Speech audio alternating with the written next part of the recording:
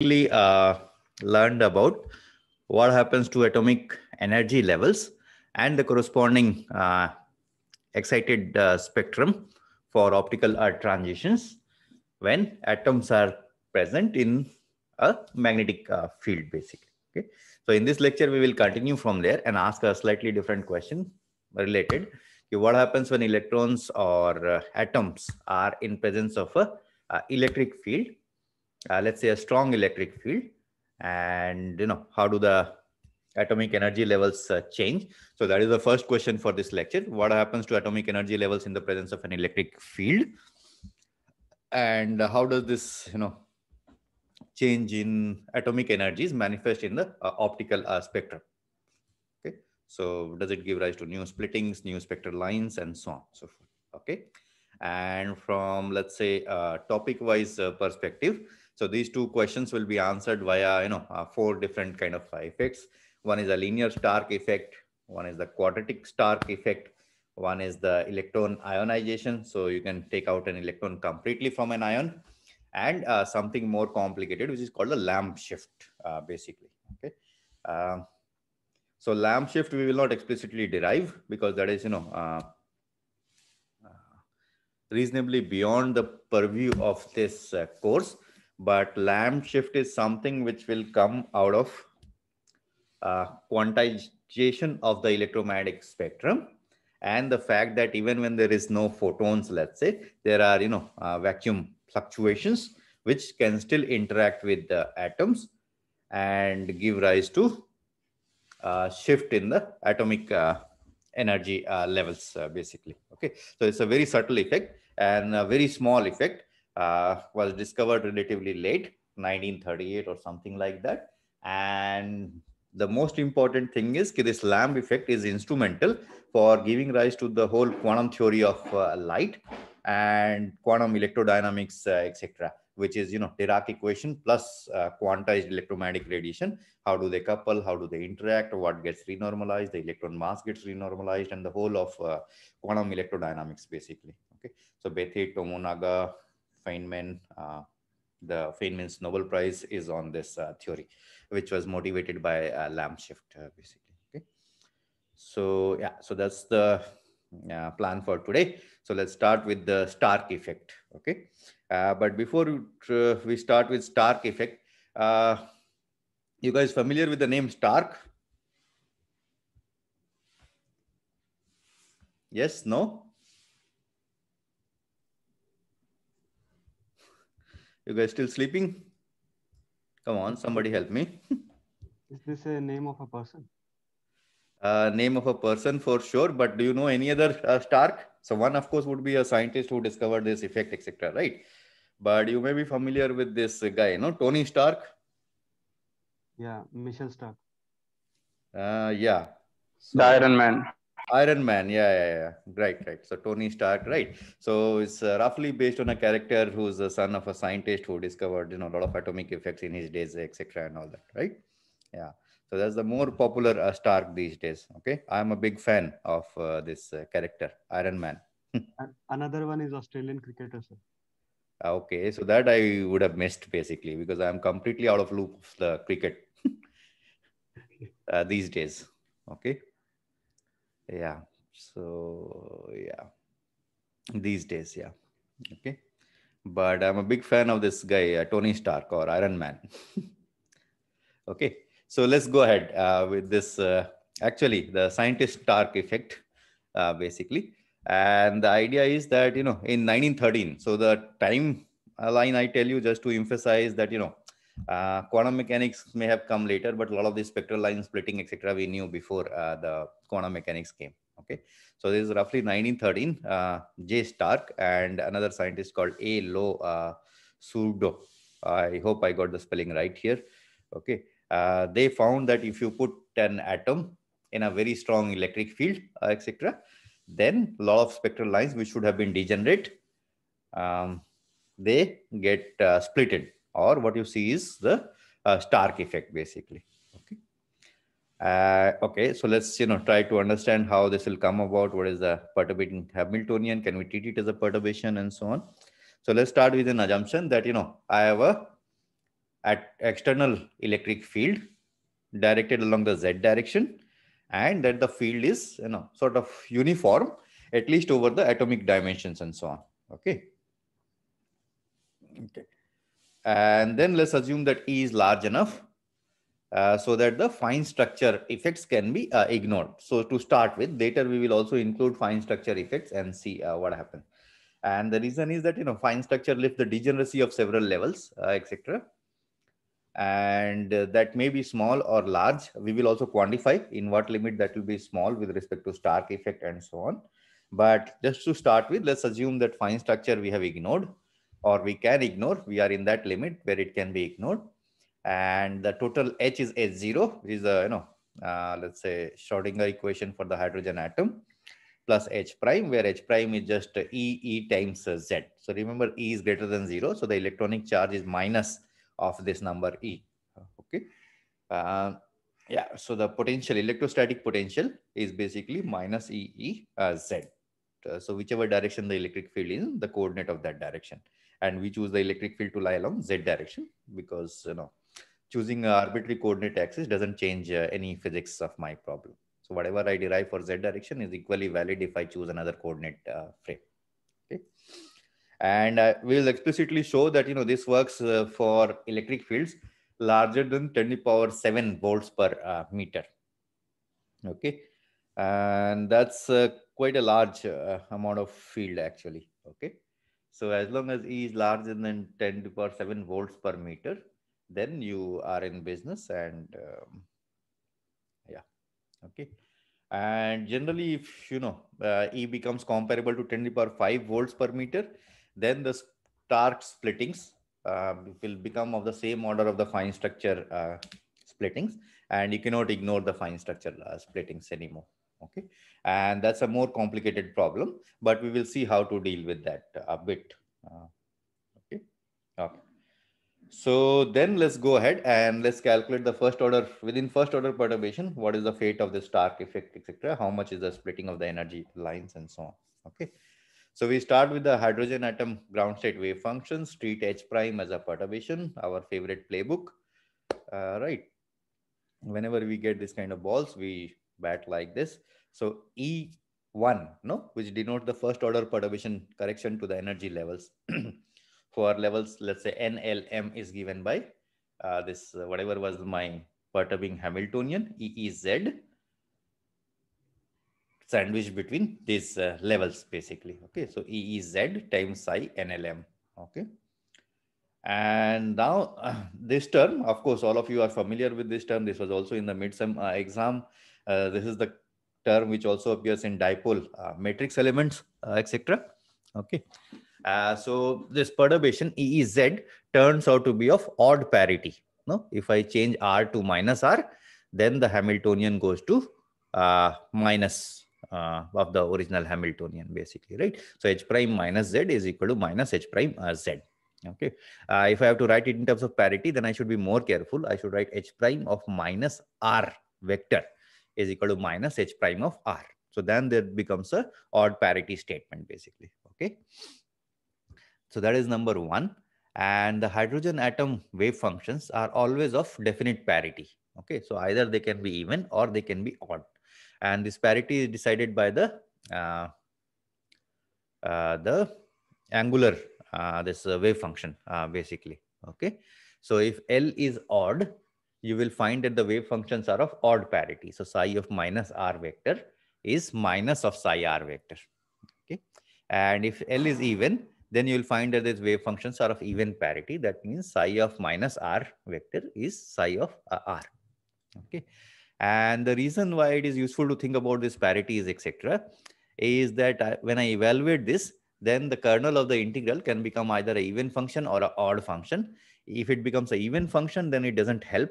I have to do the integral, etc. But if it becomes odd by any chance, then you know that, an odd function integrated all over space, etc., will amount to 0. Okay. So that will simplify a lot of calculation, basically. Okay. Okay. So then turns out that this quantity psi NLM Z psi L NLM etc., if I integrate over the space dr, meaning dx, dy, dz, or in spherical coordinates, etc. Z was odd parity, and psi NLM, I will get, two factors, psi NLM times psi NLM star, etc. So they are either even or odd, but their product will always become an even function.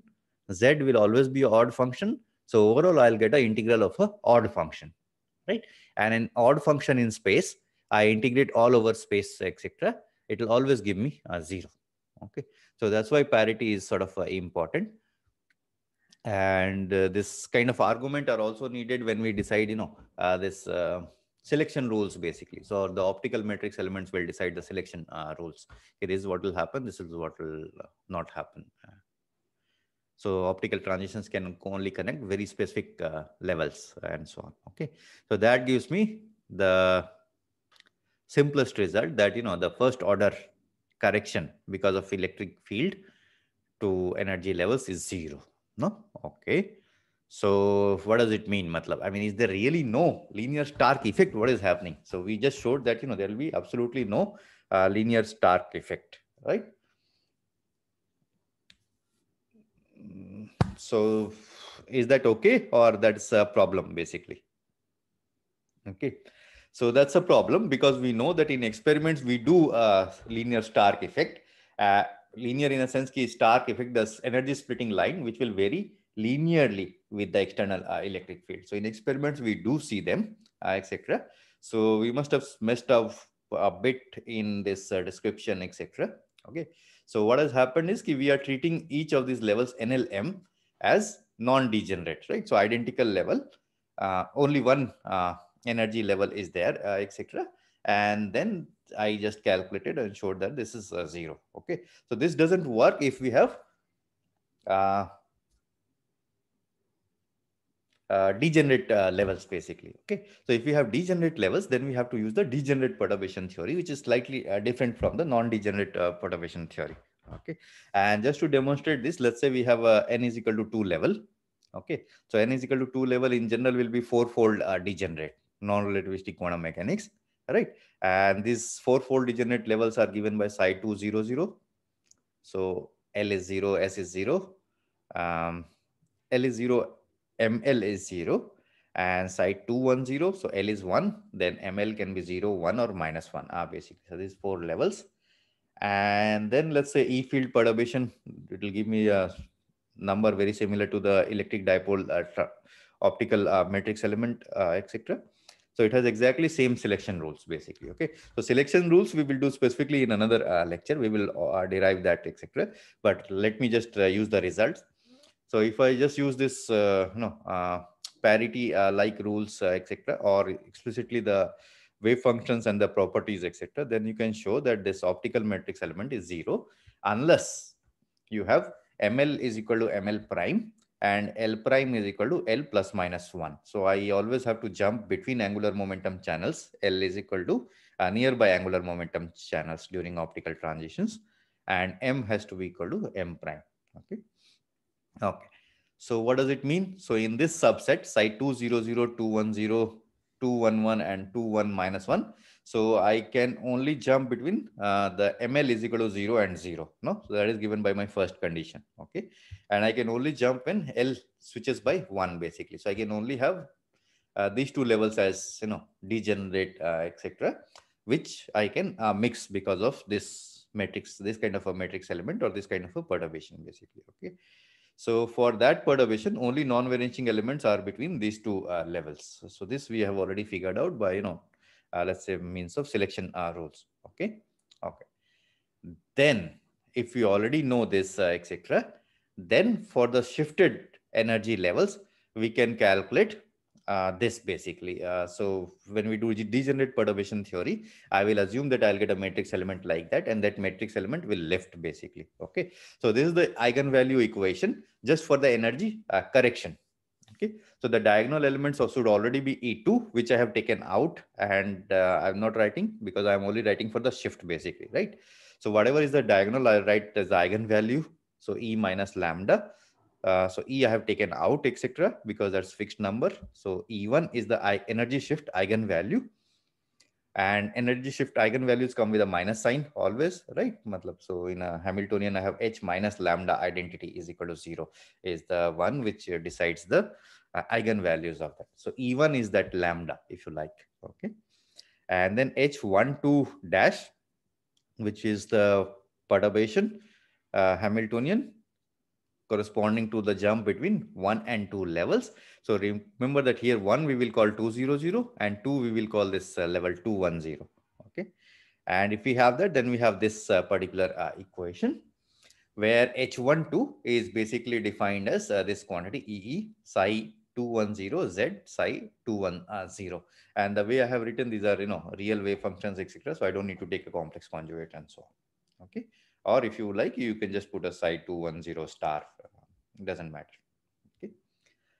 So that's the equation to solve actually. And this eigenvalue equation, which comes from degenerate perturbation theory, you can easily solve to get that this E1 square minus H12 into H21 prime, which are equal, etc. square is equal to 0 basically, or E1 is equal to plus minus of mod of this H12. So root over H12 square, which is just H12, etc. Okay. So half of the job is done. Now I actually explicitly need to calculate this H12. So let's do that. So H12 prime I calculate. So EE is outside. Then let me put in the Z perturbation in terms of R sine theta, cos theta, etc. So Z is R cos theta. So that will give me one factor of cos theta. Then the radial part of these guys will give me dr r square times this wave functions, etc., which will give me an extra r. And after listing all the wave functions, I get these terms, I get this term, and I get a d phi integral basically. Okay. Hello, sir. Yeah. So one of the psi will be psi 200. Sorry. One of H the prime 12. Yeah. E into small e into capital E into means integration of dr psi 210 Z psi 200. Oh, yeah. Correct. So it's psi 200. Correct. So both of them cannot be 210. Right. Yeah. So it is 200. So this is a typo on my part actually. Okay. So thanks for pointing that out. Okay. So H12 prime. So you can write this integral, etc. So the angular integrals are really easy to do. So if you just take cos theta as a variable, then sine theta is already the differential. So this just becomes, integral over x square. So x cubed by 3. Right. So you just do that, and d phi is 2 pi. So you do that. Now the radial integral, you must be familiar with this kind of integrals. So e to the power minus alpha r times some power of r to the power n, and so on, right? So they get reduced to the integral of a lower power, and that you can connect to I0. All right. So you just try this integral, and you should know how to do this kind of integrals basically. Okay. And that's a homework, let's say, for this particular exercise, etc. So if I do all of this integral, etc., I will end up with this sort of a correction. So minus 3EE A0 as Z. So that's the H12 prime perturbation. Okay. And that's the Stark energy shift, which is linear in the electric field. So the E1, so the energy correction to the, let's say, 200 level, because of this electric field is given by 3E capital E times A0, which is like the Bohr radius divided by Z. Okay. Okay. And then you can ask, what happened to the wave functions, etc. So because I have a perturbation which mixed the degenerate levels basically, right? So whenever I mix the degenerate levels, so one gets shifted up, one gets shifted below, etc. So whichever got shifted up, etc., what is the wave function component? So you will find that if for the negative sign, etc., when E1 gets reduced in energy, then psi 1 goes to 1 by root 2 210 plus psi 210, and that just comes from, so I can substitute the E1 value here, which is minus H12. So with the minus sign, it will become plus H12. So I get a C1 C2, which should come as 1 minus 1. Okay. And that's what will happen, I guess, or I mix something else. Okay, so for the negative sign, so please check this, that I'll get psi1 is equal to 210 plus psi200. And for the plus sign, I'll get this eigenfunction, which is psi200 minus psi210. Okay, so looking at this, I feel like I mixed up these basically. So for E1, I should have psi2, and for E1 with a plus sign, I should have a psi1, but please check basically. But the main idea is that, I get the mixing of the orbital wave functions, and psi1 particularly, or psi2, both of these guys are no longer eigenstates of the parity operator, number one, because psi210 was individually an eigenfunction of parity operator. Psi210 was odd or even?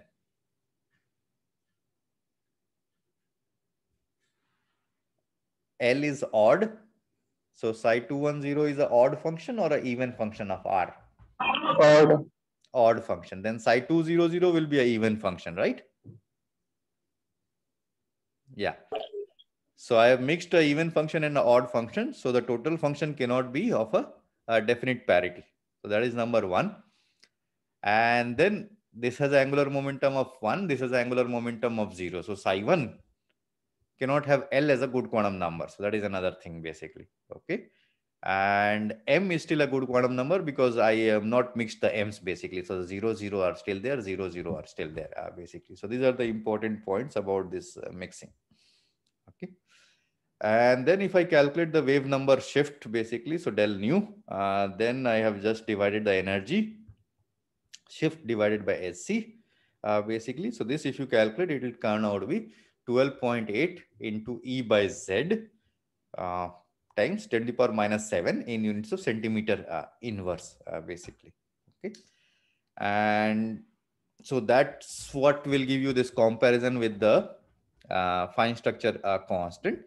And by substituting this number, etc., we will find that, E should be of the order of 10 to the power 7 volts per meter, which is what it was in, Stark's experiment. So 1913 experiments, etc. Okay.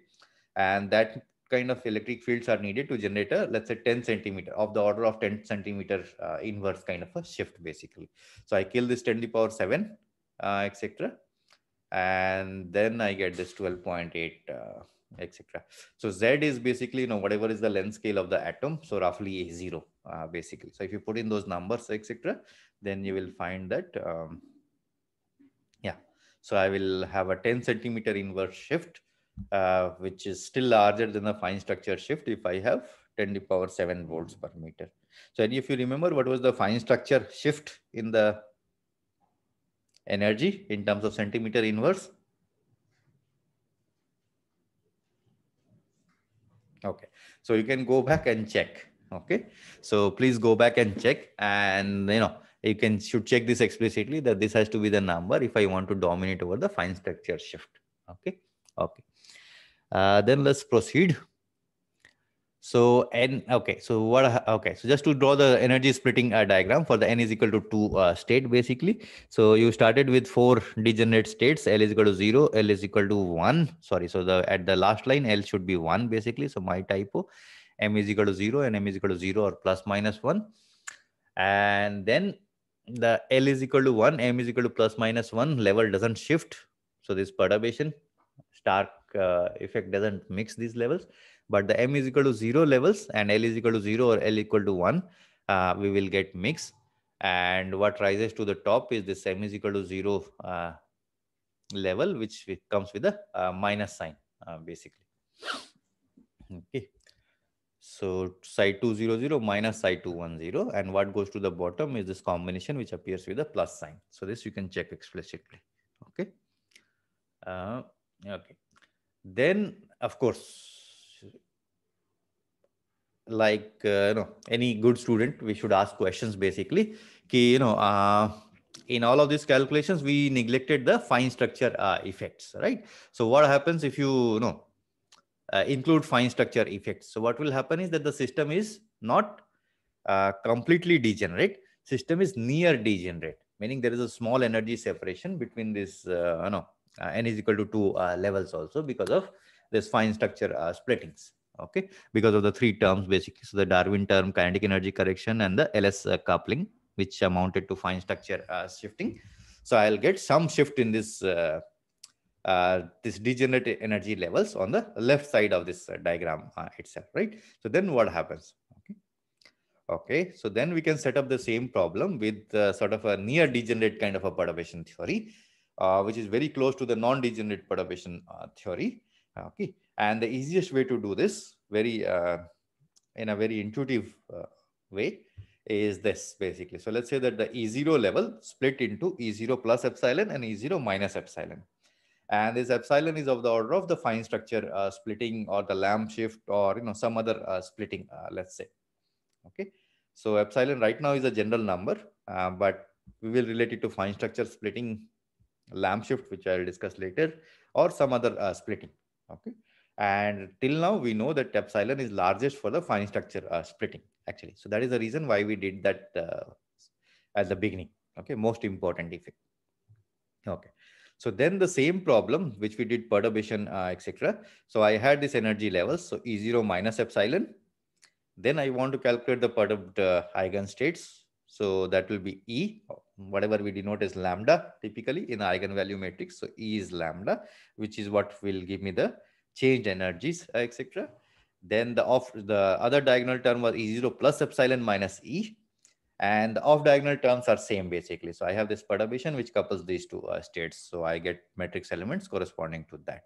Times C1, C2 is equal to 0 basically. So I've just written the Schrodinger equation, including the perturbation up to first order basically, right? So ideally it should have been E minus E0, E0 minus epsilon, right? Psi, which is C1, C2 plus V psi. So V would become this off diagonal matrix 0, H12, H prime 21 times C1, C2 is equal to E psi. E psi would have been on the right hand side basically, E times C1, C2. So I bring the E to the left side, I combine all the terms, and this is the eigenvalue matrix which equation that I'll get basically. Okay. Then I can solve for these eigenvalues, etc. So this is like, E0 minus E is common in both, then minus epsilon plus epsilon. So it's like A minus B into A plus B. So product of these two terms, E0 minus E whole square minus epsilon square, minus the product of the off diagonal terms. So H21 prime is equal. So, H12 prime square is equal to 0. So you do some algebra minor and you get this E is equal to E0, whatever was the ground state energy, plus minus this combination of E square plus H12 prime whole square root. Okay. So this already gives you the idea that if H12 prime is much, much less than epsilon, then the star splitting is smaller than the fine structure splitting. And for large fields, if H12 prime is larger than epsilon, then you recover all the previous theory and you can ignore epsilon, etc. Okay. And from this also, you can estimate that epsilon is of the order of this centimeters. So H12 prime must be of the order of this centimeters, etc. And what should be the corresponding electric field? So that will also give you this number 10 to the power 7 volts per meter. If you have electric field, then you can roughly ignore the fine structure splitting, Lamb shifts, etc., which are all smaller than the fine structure splitting. Okay. Okay. So that's the linear Stark effect. And let me end that with a question for you. So we did this calculation explicitly for n is equal to 2, right? And we proceeded with n is equal to 2. We showed that there are there's 4 degenerate levels, out of which only 2 can be coupled by this optical matrix element. And then we did a perturbation theory in the basis of these 2 states, etc. And we find that the n is equal to 2 level splits into 3 lines, basically, of which one of the lines is doubly degenerate and the other 2 lines are singly degenerate, etc. Okay. So then the question is, what happens for n is equal to 3? No? So n is equal to 3 will have, 2n plus 1 or 7 degenerate.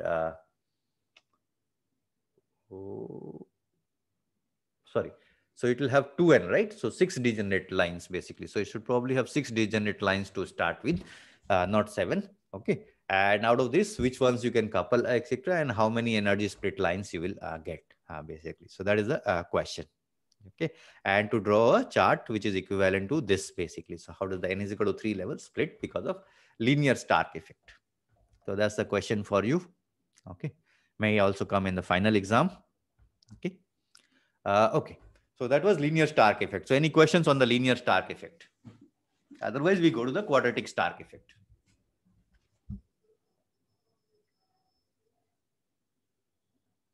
Okay.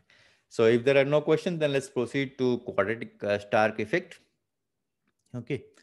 Okay. So in the linear Stark effect, we already showed explicitly that if I have non-degenerate states, such as let's say, 1, 0, 0, okay, then they have no contribution arising from the linear Stark effect. So this guy psi 1, 0, 0, Z psi 1, 0, 0, expectation value will always be 0, because psi 1, 0, 0 is of a definite parity and Z is of a definite parity.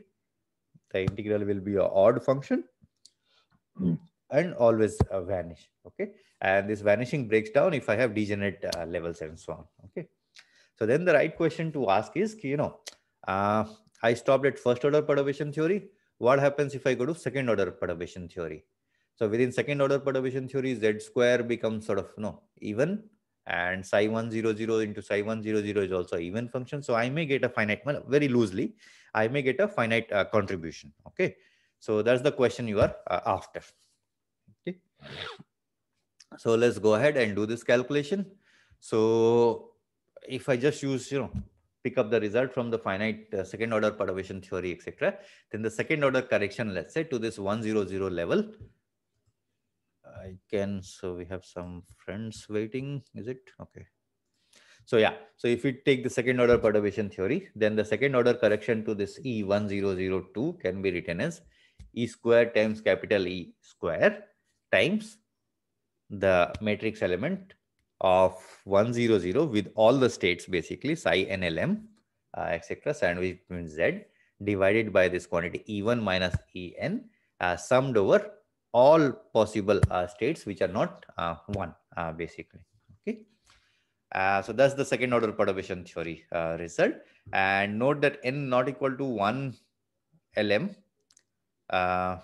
So n not equal to 1 and lm includes sum over the discrete states, so all the bound states, etc.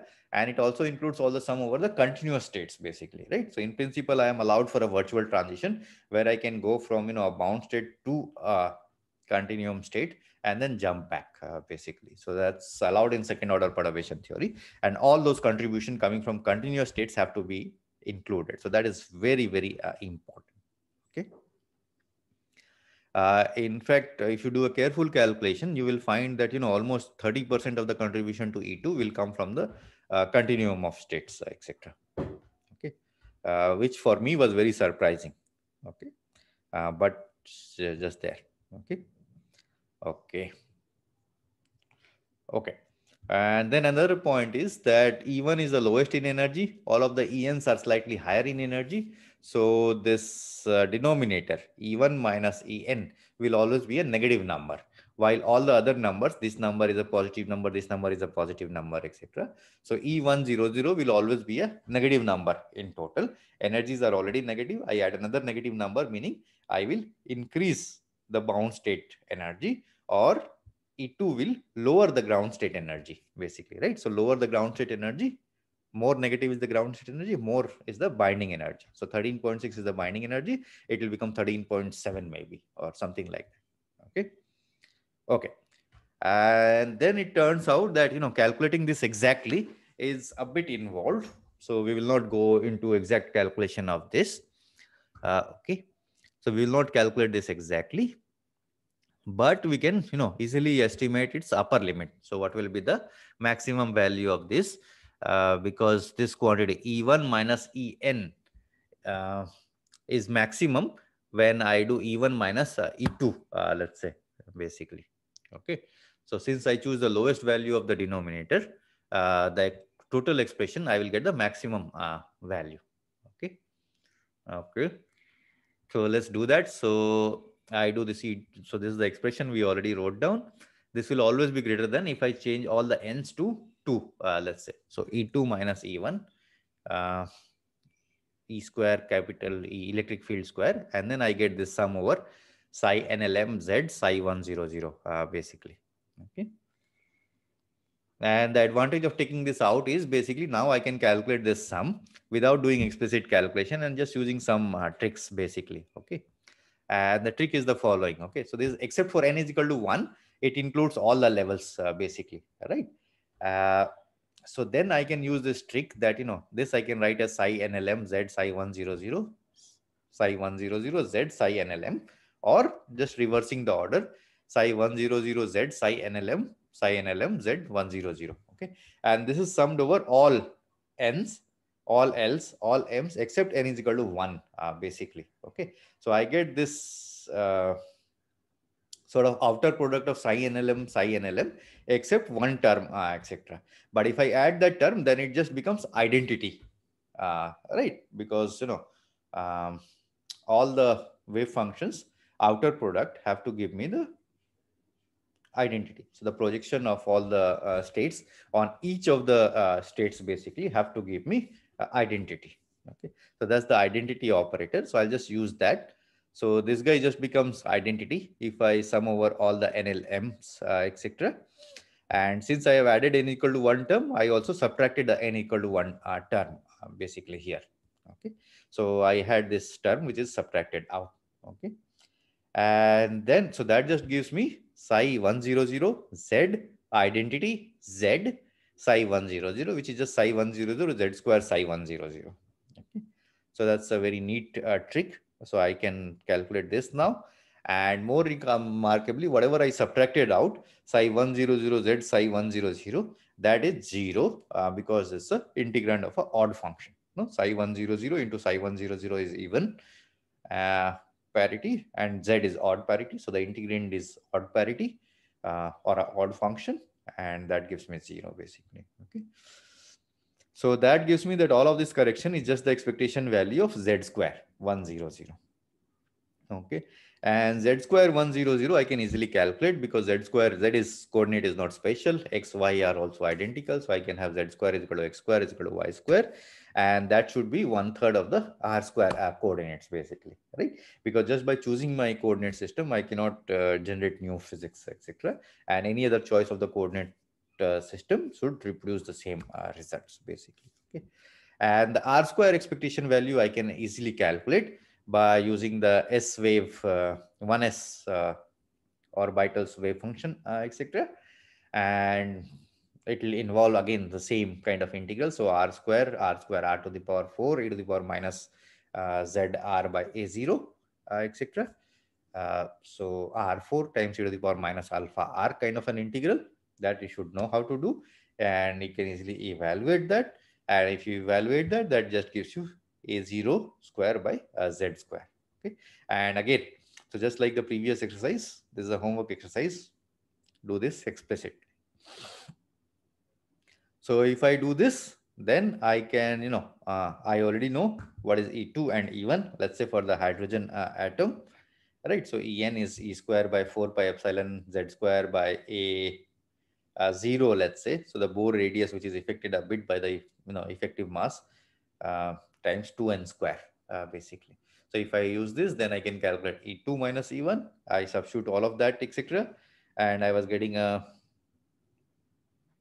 so I substitute all of that, etc. I should get this basically term, that E second order correction for the 100 level is greater than minus 8 by 3 times 4 pi epsilon A0 cube by Z4 times E square.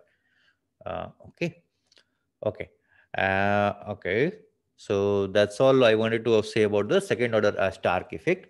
But before closing the second order Stark effect, so you can also evaluate this exactly, and a bit tedious, but this was done by Bethe and Salpeter, etc.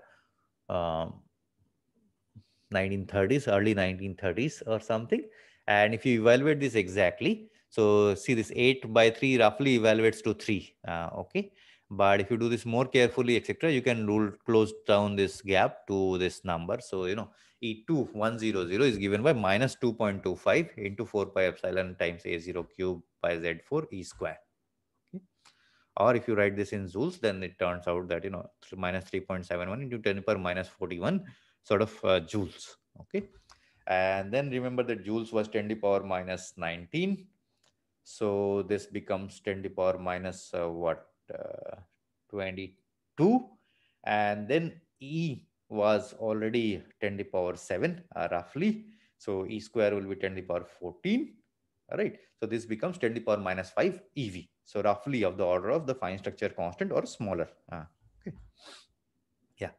So for a hydrogen atom, if E is of the order of 10 to the power 8 volts per meter, then you can show that this E2 is of the order of 0.02 centimeter inverse. Okay, so by this calculation, so this is even smaller than the fine structure splitting, right? If you remember, the fine structure splitting was of the order of 10 to the power minus 4 EV. Okay, for let's say hydrogen atoms, assuming Z is equal to 1, etc. Okay, and this is still 2 orders smaller than that. Okay, so this is sort of really small, but it has been seen in experiments and so on. Okay. Okay, then one minor point basically. So I calculated this electric field dependent energy E2, and using that E2, you can define a dipole moment. So dipole moment you can define as dou E. So the derivative of energy with respect to the electric field basically. Okay, so the idea is that the energy of a charge system in an electric field is the electric dipole into the electric field basically. Okay, so using that you can define the dielectric constant is equal to minus derivative of the energy, etc. And since E is second order, so D will be proportional to E, and the proportionality constant is called alpha, which is also called dipole polarizability. So I apply electric field in a charge system, I tend to polarize the system, etc. So what is the extent of this polarization, or what can measure? What is the physical quantity depending on the intrinsic properties of the material, which defines how much the material will be polarized? So that is this dipole polarizability. Okay, and then using the expression for E2 we just derived here, you can easily calculate that this alpha bar or the polarizability is 4.5 into 4 pi epsilon naught this quantity A0 by Z4 etc. And this you can write in terms of Faraday meter square and so on. Okay, so yeah, so in some exams or some place you may encounter this dipole moment or polarizability. So yeah, I just wanted to connect this. Okay, so that brings me to the end of second order Stark effect. So any questions on this?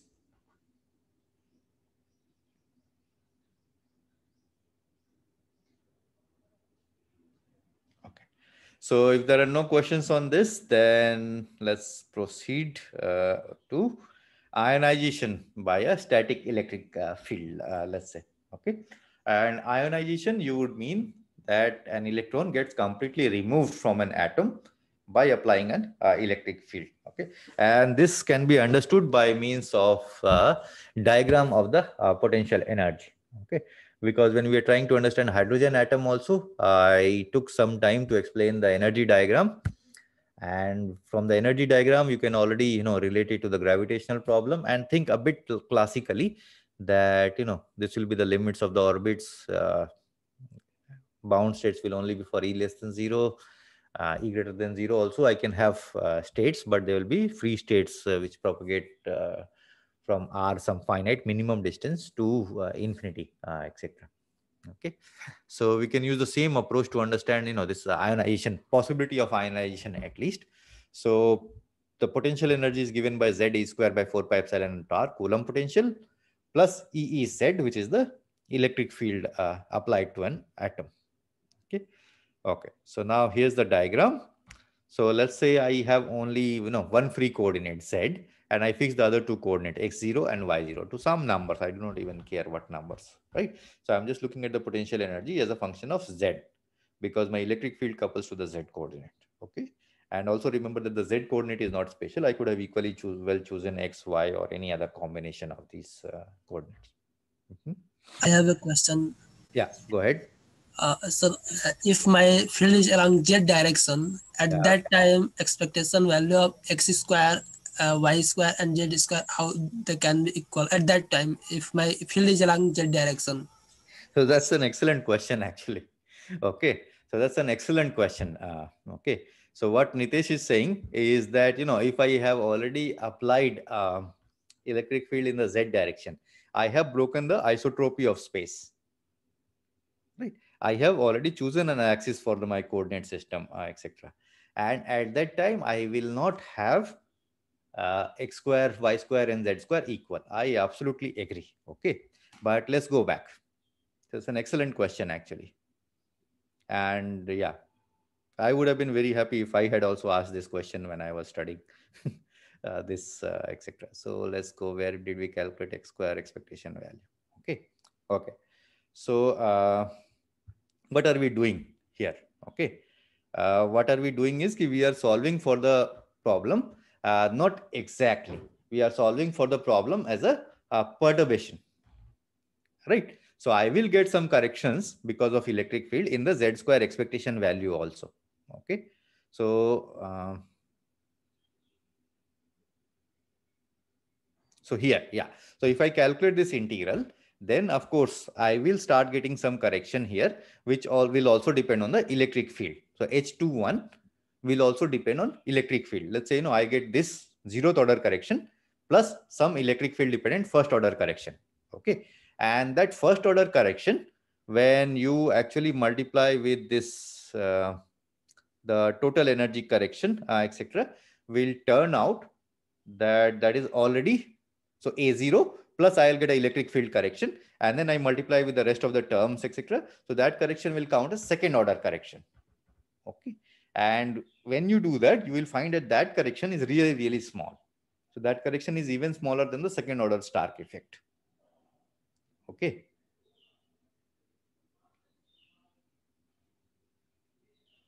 So there will indeed be correction because of the electric field direction to the expectation value of R or Z or anything else I calculate, etc. But that correction will turn out to be very, very small. I got it. So that is a correction at higher orders in the electric field. Actually, second order, I may have a correction, or third order, I may have a correction. I have to explicitly do the calculation to check, but that correction will turn out to be very, very small. But at least the second order correction, I should explicitly calculate and check if I want to calculate second order Stark effect. Okay, so that's an excellent point, actually. So I get saved by your question because we are doing perturbation. We are expanding in powers of EEA, etc., right? And we only keep the most dominant term. Okay. So somebody has already figured out all of this. Somebody has already done explicit checks for all of this, etc. Okay. And what we are seeing is sort of refined results, basically. So we already know which terms will dominate, and we have cherry picked those results, etc. Okay. And that is why textbooks are very biased. So they are biased in a sense that they have to be compact. So our younger generations, we want to tell only about the right results, basically, right? Okay. But a priori, we will never know what are the right results, etc. So somebody would have done, so on this Stark effect calculation, there will be at least hundreds of papers during that duration, early 30s and so on, basically, after quantum mechanics came in. Okay.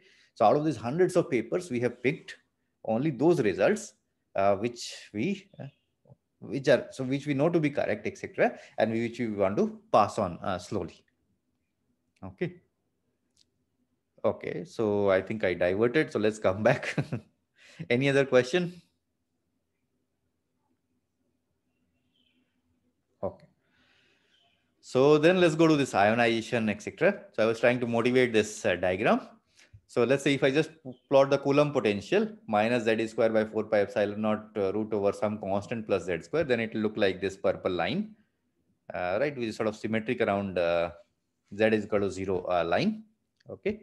And then the EEZ line will look like this straight line which passes through origin, right?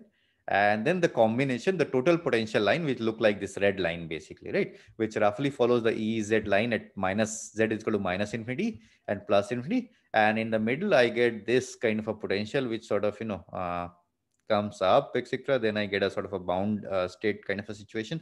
So potential barrier, and then which rises, etc., and which will again go parallel to EZ as Z goes to infinity.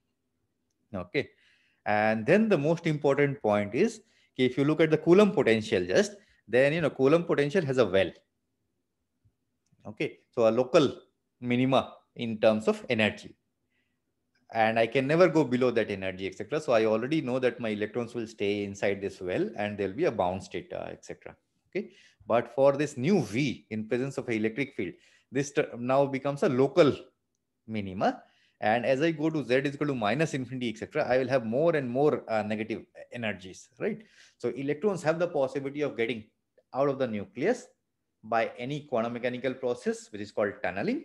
So I can tunnel out of the nucleus and go to Z is equal to minus infinity, or in our language, we can go towards the anode. So I'll have a cathode, I'll have an electrode, I'll have atomic cloud in the center, etc. So Z is equal to minus infinity with respect to the direction in which the electric field is applied turns out to be towards the anode. So all the electrons will fly away towards the anode. Okay. So that's what this ionization denotes. And this diagram is one of the easiest way to, see this sort of physically. Okay. So as V becomes more negative for Z less than 0, which is long distance from the anode, from the atom, the electrons can escape the atom by means of a tunnel effect. And this is called ionization, which was predicted by, predicted, or, the ionization probability, etc., was calculated by J. Oppenheimer, the same guy who was, also responsible for the atom bomb, Hiroshima, Nagasaki atom bomb, etc., in 1928. Okay. So that's another dramatic effect caused by static electric fields, basically. Okay. So we will not explicitly calculate the probability, etc., but I just wanted you to be familiar with this idea. Okay. Okay. So then, so because of this ionization idea, there's another related effect, which is called the Stark broadening. Okay. Because in presence of electric field, now I have the probability of the electrons tunneling from the atoms. So I get a finite lifetime to all the energy levels. So an electron can be in any of these energy levels, and then it can jump out of the atom, etc. So I get a finite lifetime of all of these levels, basically. Okay. The lifetime of the discrete energy levels is sort of decreased because the electron can leave the state and go out of the atom completely. Okay. And that is because of this ionization tunnel effect. And this broadening is called Stark broadening. Okay. So if you apply electric field to an atom, then all of its energy broadening changes, just because there's a possibility of a tunneling effect, etc. And this broadening induced by the electric field is called Stark broadening. So any questions on this ionization by a static electric field? Okay. If no, then let's proceed to lamp shift. So this is the last point for today's lecture, etc. So I'll take 5 more minutes. Okay. And this is a very, very subtle effect. Okay. So this is also a very, very complicated effect. Okay. So, so till now, most of the physics we have seen comes from roughly non-interacting physics, in a sense that you just wrote down one equation for the electron, either the Schrodinger equation or the Dirac equation. You wrote down Maxwell's equation for light, and you included light matter coupling in the Schrodinger or Dirac equation by means of this minimal coupling, and we treated electromagnetic field as classical, right? Okay. Now this is one effect where I actually have to go to quantum theory of light. Okay. And not only quantum theory of light. If I just did quantum theory of light, then that would have been, still quantum mechanics of light. But then I have to include this very subtle, fine points about light matter interaction, which at high intensities reduces to almost classical theory, etc. But then there are even more subtle points, which I myself do not understand very, very well. Okay. And these subtle points are related to what is called as vacuum fluctuations. So even when there are no photons, so the ground state energy of electromagnetic radiation is not zero. It is similar to the harmonic oscillator case, half h bar omega. So there's a ground state energy. Okay. And out of this ground state energy, there are what is called vacuum fluctuations.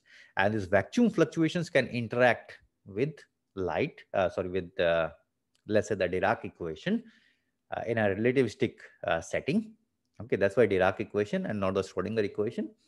So they interact with the equation of relativistic equation for the electron. And these interactions are very, very complicated. They can give rise to a lot of, what are you should say strong interaction effect. So the effective mass changes because of, these vacuum fluctuations, etc., of the electron.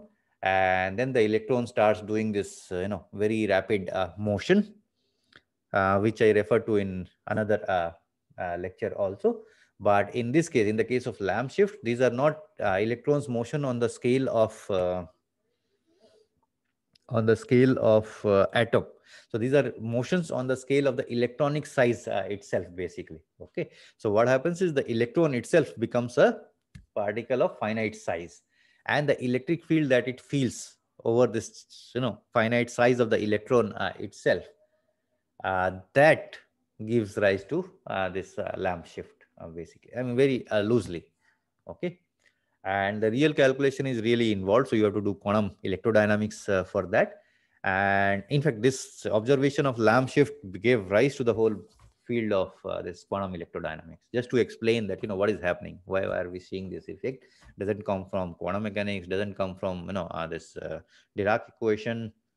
Then what is happening? Light matter interaction. Okay, let's take it quantum. We took it quantum. Then quantum also doesn't explain unless you include all these weird things which are called vacuum fluctuations, which gives electrons this weird motion and finite size, even on the scale of, the smallest particle that we know, and so on. Okay, so really fascinating. And this is a really small shift, etc. So it was discovered long after. So remember, the earlier effects were like 1913 or even before that, and so on. So, okay. So the Lamb shift was first reported. I mean, so this is not really the first report, maybe other reports, etc. But the paper which is given credit for in the current literature, let's say 50 years after it was done, and so on. So this 1937, there were experiments by V. Houston and R.C. William, which showed that the energy level 2s half, basically. So the n is equal to 2, s is equal to half level, and the 2p half level, basically, do not match. Okay, so the 2s half level lies by some frequency above the 2p half level. Okay, and so there were some experiments. So we never measure the direct energies, etc., of S and P levels. We measure the transitions between these levels and some other levels, etc. Right. So the experiments, optical experiments, were done by this in 1937, etc. And later somebody wrote a paper interpreting their data, etc. So this guy Pasternak, etc., who interpreted their experiments that, I can explain these experiments if I assume that 2s and 2p half levels do not coincide. Okay, 2s level is shifted above the 2p half level by this 0.03 centimeter inverse. Okay, so it's the same shift as the order of second order Stark effect, and so on. Okay, and so this was 1938, 1937, etc. Around the same time, there are a lot of other experiments who said that, no, we do not see this shift, etc.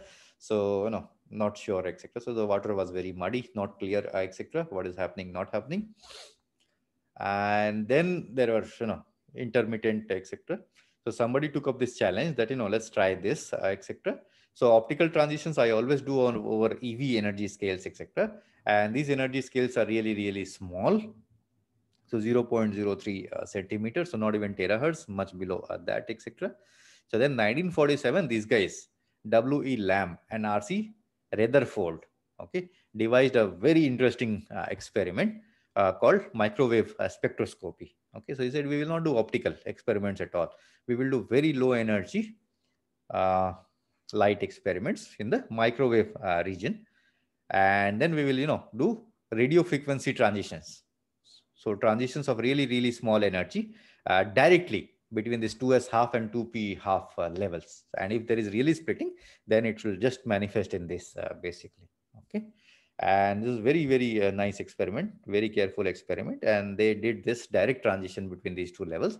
And they confirmed the shift of 2s half level of this amount, which was first reported, or at least, which is credited to this guy's 1937 experiments, basically. Okay, and this is the Lamb shift, which violates the Dirac equation. Okay, so the Dirac equation says that, as long as n and L are same, basically, so in Dirac equation, J becomes a good quantum number. So as long as the J is same, all the energy levels which have different L will have the same energy level. That's what the Dirac equation will tell, basically. Okay. And this is J is equal to half, J is equal to half. So the same J, but still different L's, basically S and P, I get this shift. So this sort of violated Dirac equation actually. Okay. So it was quite a big deal because Dirac equation actually explained all of the other fine structures, this, that, etc., a lot of things, etc. And the Lamb shift really challenged our this thing. Etc. And all of this is happening in late 1930s, late 1940s. Okay, so by then Dirac equation is clearly established. All the spectroscopy, 90% of the problems we have solved, understood, etc. We know how accurate this theory is, etc. And then there's come something which challenges. No, this theory se bhi ye nahi aa raha hai वगैरह. So what is happening? Okay, so real excitement. Okay, and that led to a lot of work, really lot of work, etc. And some leading characters are Bethe, Tomonaga, Swinger, Feynman. So a lot of these guys shared the Nobel Prize with Feynman, etc. The whole of Feynman's thesis is on solving this problem, and quantum electrodynamics, the birth of quantum electrodynamics. Okay, and Dyson, of course. Yeah, I should not forget Dyson, Freeman Dyson, basically. Okay, Feynman and Freeman Dyson. Okay. There will be a lot of other people also who worked equally nicely, etc. But these are given more credit because the papers they wrote are probably more significant, and so on. Okay, and out came from these ideas the concept of renormalization of mass, etc., quantum electrodynamics, and things like that. Okay, so the quantum electrodynamics is basically just throwing words at you. So radiative correction to the Dirac theory are induced by interaction of electrons with quantized electromagnetic field, basically. Okay, so some corrections to the Dirac theory, which we'll call radiative corrections because they're induced by the quantized electromagnetic field. And I already told you that quantized radiation in its ground state doesn't have zero energy or zero fields, basically. So even in the ground state, meaning there are no photons, etc., I do have a in some sense finite electromagnetic fields. So we cannot measure them, but there are already fields which interact with the atoms, basically. So these are a bit like, or more precisely, they are called 0-point oscillations in electromagnetic field, or vacuum fluctuations, basically, which can interact with the electron. So the Dirac electron, basically. Okay. And broadly, somebody gave an interpretation after all of these calculations, etc., that these interactions make the electron to execute rapid oscillatory motion, which causes its charge to be smeared out, basically. Okay. And in some sense, it makes electron also a finite sized particle. So this is very broad interpretation. So this finite sized electron then experiences different forces on its opposite sides, let's say. So I have a sphere, charged sphere, etc., which is an electric field. So of course, the side which is near to the electric field and which is larger z for towards the electric field direction will have different forces, basically. Okay, and this causes the attraction to the nucleus. So basic, since electron is not a point particle, etc., and an electric field is spread out, etc. So the attraction of this electron towards the nucleus sort of decreases, basically, giving rise to a decrease in the ground state energy of the S wave electronic wave functions, let's say. Okay, and because of that, 2s half state increases in energy, meaning the binding energy decreases, etc. So it increases in energy, and because of that, the 2p half state sort of goes lower in energy. So roughly, very broadly. Okay, so that's the idea. We will not do any explicit calculation. That is completely beyond the context of these topics. In fact, I myself have never done this calculation related to QED, etc. There may be some phenomenological way of including this. Yeah, but the exact calculations for QED, etc., are definitely beyond this course. Okay, and this shift, basically, so later measured in a lot of other experiments, etc., turns out to be this number. So 1057.91 megahertz, etc., for 2s half and 2p half levels. And this was measured experimentally, and theoretically also it was calculated.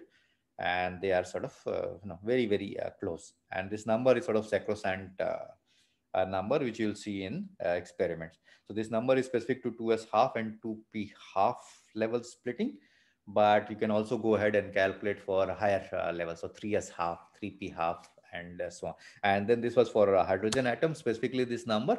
And then you can go ahead and calculate this number for other atoms which have larger Z and so on. So okay, yeah.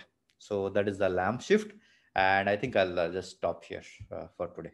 Okay. So we did 4 effects coming out of, let's say, the electric field. So linear Stark effect, quadratic Stark effect, ionization of the electron, and the lamp shift.